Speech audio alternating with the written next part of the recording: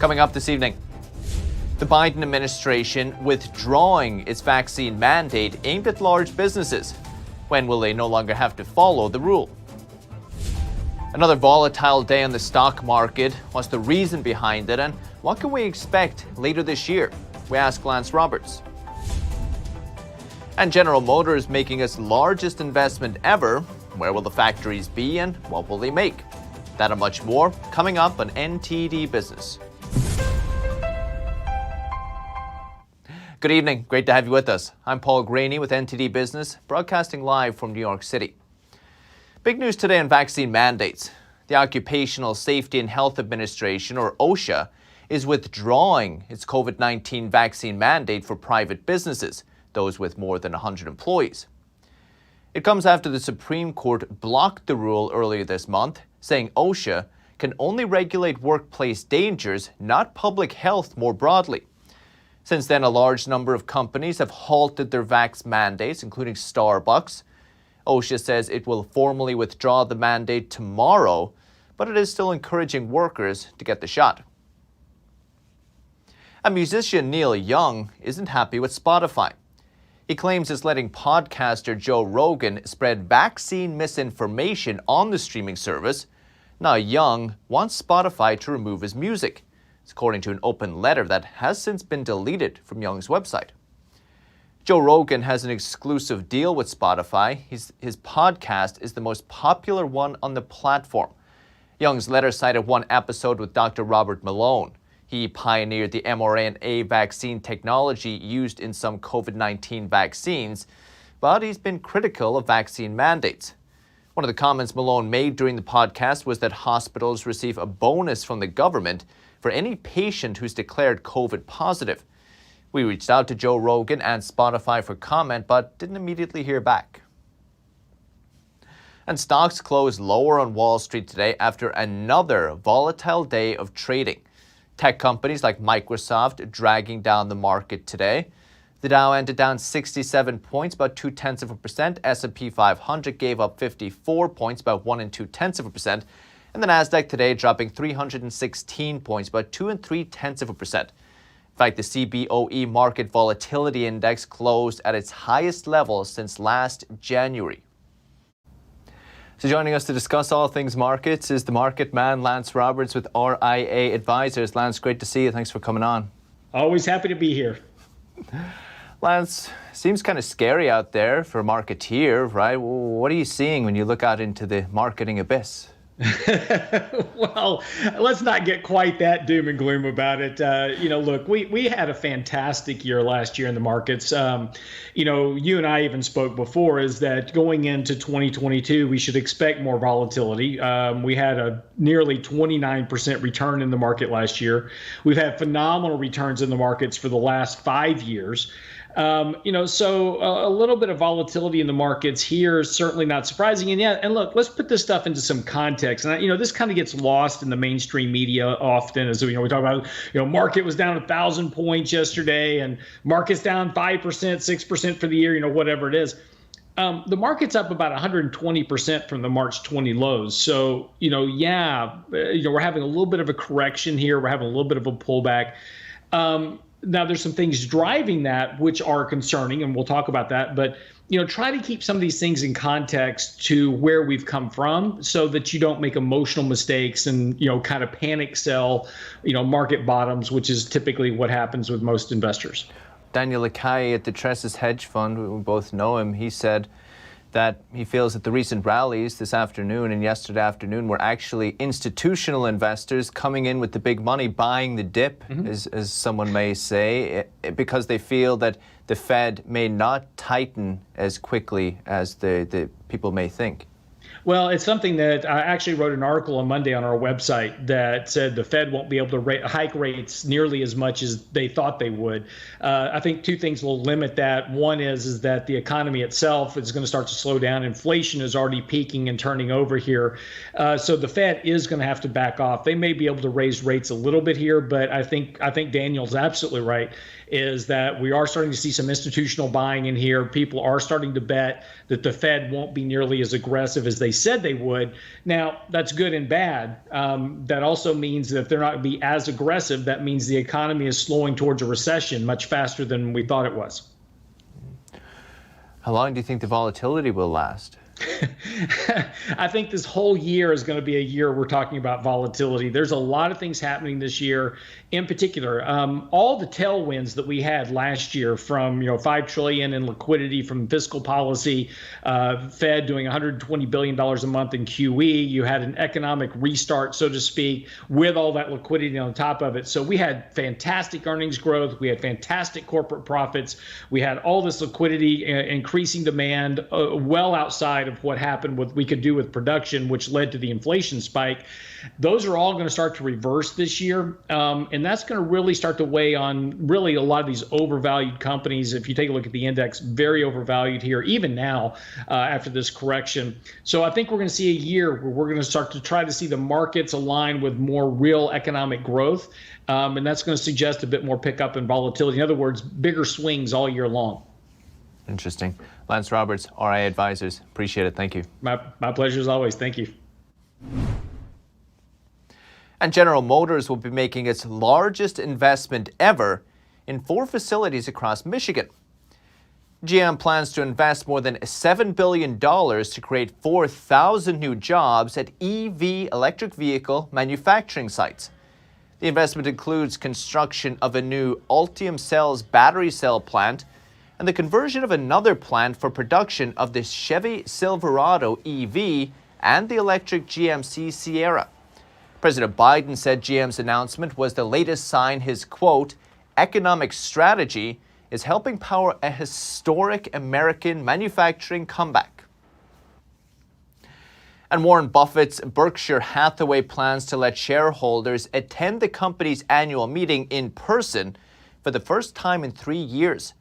It's amid signs the Omicron wave may have peaked in the United States. Berkshire said today it's planning for an in-person meeting on April 30th.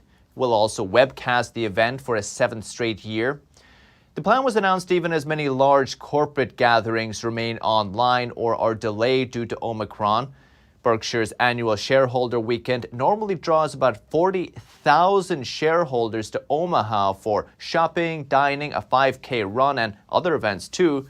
Buffett calls it Woodstock for capitalists. The company said more details coming next month. With that, we'll take a quick break, but still to come.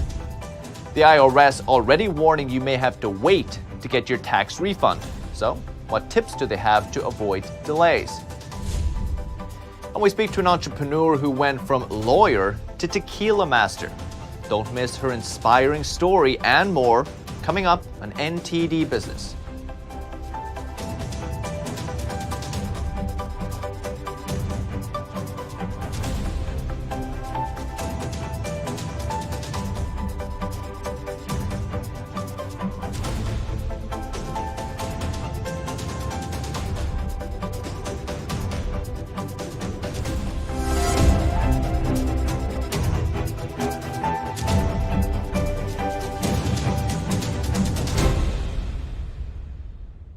Hello, I'm Mike Lindell, CEO of MyPillow.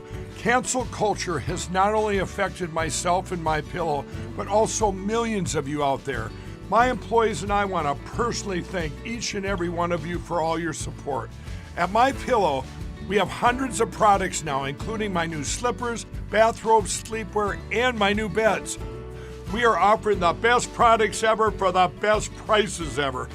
For example, we have the standard size MyPillows, regularly $69.98, now only $19.98 with your promo code.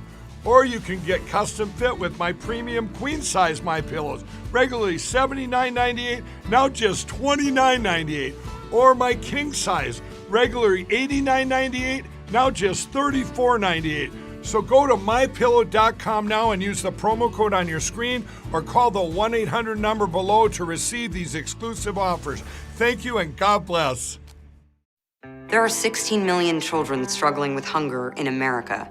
That's 1 in 5 daughters, sons, neighbors, and classmates who don't know where their next meal is coming from. Yet billions of pounds of good food go to waste every year.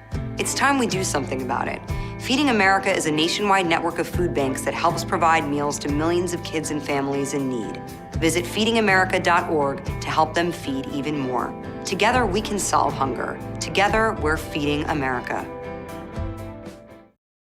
The 2022 NTD 8th International Chinese Vocal Competition will be held at the Merkin Hall of Kaufman Music Center in New York City. The competition is honored to have specially invited vocalists with the world-renowned Shen Yun Performing Arts to serve on its panel of judges. The gold award is $10,000. The 2022 8th International Chinese Vocal Competition. For more information, please visit vocal.ntdtv.com.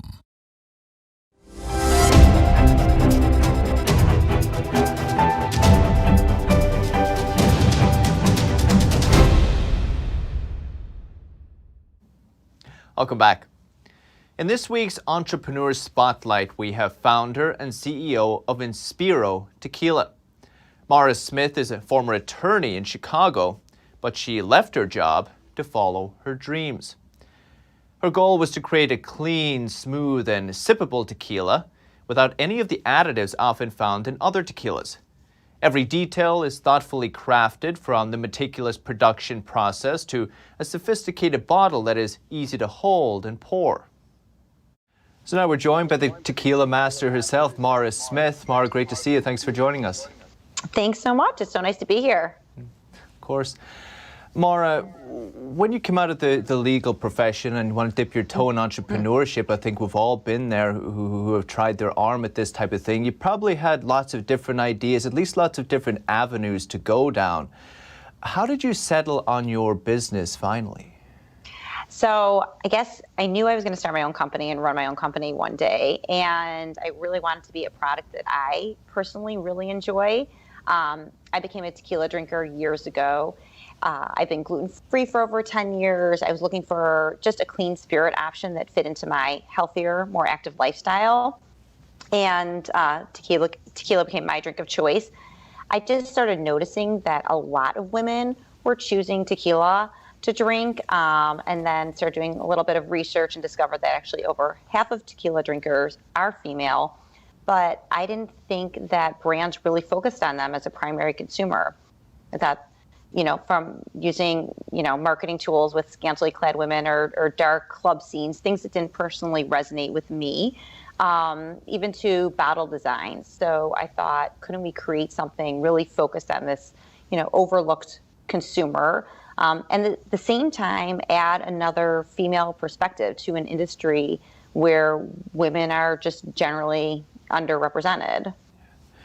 I think it's a textbook way of forming a business. It's not the path everyone takes, but to actually look into the marketplace and find a problem to solve. I think if you listen to any of the top entrepreneurs or gurus, this will tell you the path to go. But I think the most difficult part is actually making it a reality. How did you start to actually bring this idea into the real world? Right. Well, I did a lot of research. So I think one skill that really benefited me from my prior life as a lawyer are kind of my research skills. So I just dove right in. I read everything I could find about tequila. I listened to every podcast I could listen to. I went on webinars. I reached out to, industry experts. I even signed up and I took a course by the CRT, which is the governing body in Mexico for tequila. And I took a course and was certified in the production and history of tequila. So I knew I really had to do my research and prepare, especially to gain credibility in an industry that I was a total outsider to. And, the other thing is really focusing on the consumer. So, right, I wanted this to be based on a specific consumer. And the next step was really doing research and making this customer centric. So we conducted focus groups of, female drinkers. I followed up with a larger scale survey to really understand their drinking occasions, what they were looking for, what taste profiles, what they care about, when they're entertaining. And that was a big piece of it too, is making sure that we really focused on bringing something that we thought this consumer wanted.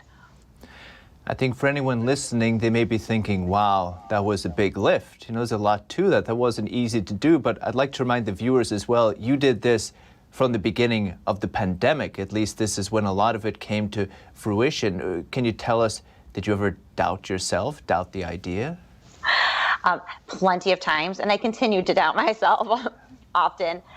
Yes, I started this basically from the same kitchen that I'm sitting in right now, and this has been kind of this became my fourth child during the pandemic, because I have 3 other children, and founded the company in February 2020, and just worked on it since then. I do think, obviously, pandemic has taken an incredible toll on so many people.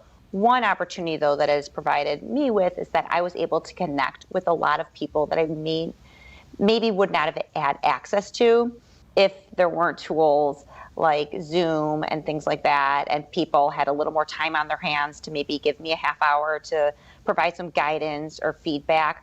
So I do think I was able to really, connect, especially with a lot of female founders and leaders that, in typical times, I may not have had that opportunity. Very inspiring. Well done so far. Mara Smith, Inspiro Tequila. Appreciate it. Thank you. Thank you so much. A new survey from Goldman Sachs shows America's small businesses are struggling under the weight of inflation, continued supply chain issues, and the new wave of COVID infections. A whopping 76% of small business owners said inflation has had a negative impact on the financial health of their business in the past 6 months. Consumer price inflation hit 7% in the year through December, the highest level in nearly 4 decades. Producer prices, which reflect input costs for businesses, also hit an all-time record of almost 10% in November, edging down only slightly in December. Goldman found that 84% of small business owners said pricing pressures have continued to go up since September, suggesting inflation has become more entrenched. And homeowners, buyers, sellers, flippers, you may want to listen up. The Fed is in inflation fighting mode, which means it could possibly raise interest rates, which leads to higher mortgage rates possibly. In fact, many in the Fed predict 3 rate increases this year. So what does this mean for the housing market and the future home you're hoping to buy? NTD's Chen Wu explains. Mortgage rates are rising. They've hit a 22-month high at around 3.5%, and they're likely to continue rising. The fuel that we use as real estate investors and homeowners to buy houses that we don't have enough cash to pay full price for is mortgages. And so the mortgage industry is going to be very reactive to what the Fed does. Robert Helms is a host of the Real Estate Guys radio show. With the Fed predicting multiple rate hikes this year, Helms says mortgage rates will likely go up too. To a large extent, this is due to the secondary mortgage market. Mortgage lenders sell your mortgage to investors in the secondary mortgage market, and the prices wind their way back to homeowners' mortgage rates. Interest rates set by the Federal Reserve have an impact on these prices. The majority of Fed members are forecasting 3 rate hikes this year, while Goldman Sachs predicts there will be 4. The smart buyers that are out there right now are trying to grab on while these interest rates are still, even though they're higher, they're still at historic lows. Diana Sutherland is a real estate agent at Compass. Sutherland says people who are sitting on the sidelines are now pulling the trigger before rates get even higher. There were crazy bidding wars going massive amounts over asking price. Sutherland advises buyers and sellers to take action now before the historically low rates get higher. And interest rates are indeed still at historic lows. Take quite a bit for it to reach the prices we saw in the 80s, for example. So in the short term, as interest rates increase, it will make it less affordable, and it will make prices of homes go down, and the number of transactions will probably go down too. Andrew Latham is the content director at Supermoney. Latham says the rising mortgage rates will have different effects depending on the market and the state. Some states which are really hot markets, like Utah, because they have low unemployment and taxes are low, so a lot of people are moving there. But in other markets, maybe like Pennsylvania, where they're not quite as vibrant, these increasing mortgage rates could have an even bigger effect. Meyer Dalal is the managing director of the Mortgage Bank of California, a mortgage lender that processes, underwrites, and funds in-house. Dalal says the buyer pool will shrink. Buyers are going to be more qualified. The ones that were on the edge of qualifying to begin with no longer are going to be able to qualify. And buyers are now going to be looking for alternative solutions to still qualify for these homes. Dalal says we're going to see a shift from being a seller's market to a blended buyers/sellers market. A seller's market consists of low home inventory and quick sales, while a buyer's market consists of high home inventory and slower sales. Dalal says inventory is still limited, so sellers will still have a lot of control. Chenny Wu, NTD News. And just in time for the official start of tax filing season, the IRS is warning you may have to wait to get your refund. The pandemic, a backlog of returns from last year, and a worker shortage may add up to long delays. Here are the details. A warning from the IRS. Expect another frustrating tax filing season marked by processing problems and refund delays. The agency is in crisis, facing a backlog of close to 10 million returns. We're working as hard as we can. Now dealing with new staffing problems from COVID and wage competition, with nearly 200 job openings posted on their website, on top of a long list of other issues like outdated software, tedious paper filings, and most notably, a lack of sufficient funding. Since 2010, the number of tax returns is up 19%. But the agency's funding and staffing are down close to 20%. I think it all boils down to funding. John Koskinen was IRS commissioner under President Obama. If you have to call or you have to respond to a notice from the IRS, that's when the problems begin. Last year, the IRS only answered 11% of customer calls, with many waiting hours to get through. Meanwhile, tax filing is getting more complicated in the pandemic, with new programs around COVID relief and child tax credits. Traffic to the IRS website nearly tripled in 2020 and rose again last year. Now, millions of taxpayers are still waiting for their refund. The Build Back Better plan would include $80 billion to strengthen the IRS. But with the bill stalled in the Senate, the White House is now calling on Congress to provide another source of stable funding. The agency has not been equipped with the resources it needs to adequately serve taxpayers in normal times, let alone during a pandemic. To avoid delays this season, the IRS is urging people to file early and electronically, use direct deposit, collect all documents before starting, and make sure everything's accurate, especially with stimulus payments and the child tax credits, all to avoid a frustrating wait. And Simon Pegg and Justina Mikado lead the voice cast of a new Ice Age animated adventure debuting Friday on Disney+. Here are the details. The Lost World. The world's most dangerous place. Simon Pegg is back as the voice of the swashbuckling weasel in the Ice Age adventures of Buck Wild. You picked a bad time for a tropical vacation, lads. A dino named Orson just escaped from exile. Buck has had a whole sort of experience down there where he's met up with some other animals and formed a kind of superhero team to kind of keep the peace, but that's fallen apart. And so Buck is back to being a loner, talking to inanimate objects and looking after his pumpkin daughter. Buck, who's your awesome skunk friend? I'm not a skunk, guys. I'm a zorilla. What's the difference? The difference is I'm a mammal on a mission. Crash and Eddie are feeling like they have to venture out into the world, that they have to live their own lives, and they end up, running into Buck, and they run into some trouble, and here comes Z, this fabulous warrior. The movie is the 6th in the franchise, debuting 20 years after the original Ice Age. Thinking back that 20 years ago we started, the fact that we were able to make 5 movies just blew me away. The fact that, a new generation is starting to watch them now, it's crazy. The movie was made remotely during the pandemic. With animation, it's possible. And, with animators, they spend a lot of alone time anyway, just, in the zone, trying to animate the characters or, do the textures and lighting, whatever. So it wasn't that difficult. Hang on, Crash and Eddie! If we don't find them, I'm gonna kill them. And the Spanish autonomous region of Catalonia is celebrating. its local onions. It's holding an annual onion eating contest. NTD's Andrew Thomas takes a look at the region's main food festival and this unique culinary tradition. The Catalan town of Valls is celebrated for its locally grown onions known as calçote. Calçote are a type of white onion. They're cultivated in order to increase the length of the bulb to some 8 inches. A large, milder version of a regular cooking onion, they are prized as a delicacy here. At the end of January, the town holds a festival in its honor. The Gran Fiesta de la Calçotada started in 1982. The Calçotada festival in Valls is a very important event. In my opinion, it is the most popular gastronomic festival in Catalonia. On a separate note, for us Catalans, a calçotada is always the meal of choice for family or social occasions.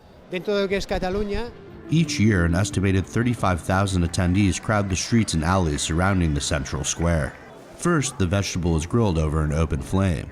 The main event is a contest to consume as many calçotes as possible in 45 minutes. To start with, we give 50 calçotes to each participant, and as they eat them, we keep supplying if they ask for more. We know the weight of the calçotes we give each participant, and once the time is over, then we weigh the leftovers, so we know the weight in calçotes the contestants carry inside their stomachs. The calçotada tradition dates back to the end of the 19th century. Legend says a countryman intended to grill some onions and lost track of time. Instead of discarding the burnt vegetables, he peeled off the charred outer layers, discovering the sweet and tender cooked insides. Since then, the eating of the calçotada has become not only a local dish, but also a social occasion. David Martin wins this year's contest, eating 138 calçotes in 45 minutes. He was the runner-up in 2019. I'm very happy. This is my second time here. I wanted to win 2 years ago, but I ended up second. I am very happy. Another goal achieved. Typically, calçotes are eaten dipped in a sauce known as romesco. The romesco is made by grinding garlic, tomato, oil, vinegar, and roasted almonds in a mortar. The charred skin is discarded and the bulb part is eaten with the sauce. Andrew Thomas, NTD News.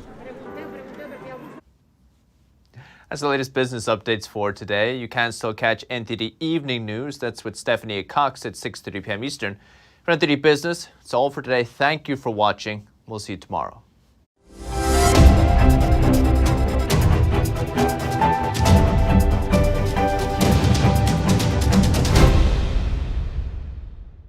Thanks for watching us on YouTube. Did you know YouTube only keeps selected videos on its platform? So if you want to make sure you get the full picture, just subscribe to our newsletter. Go to newsletter.ntd.com and sign up. It's free.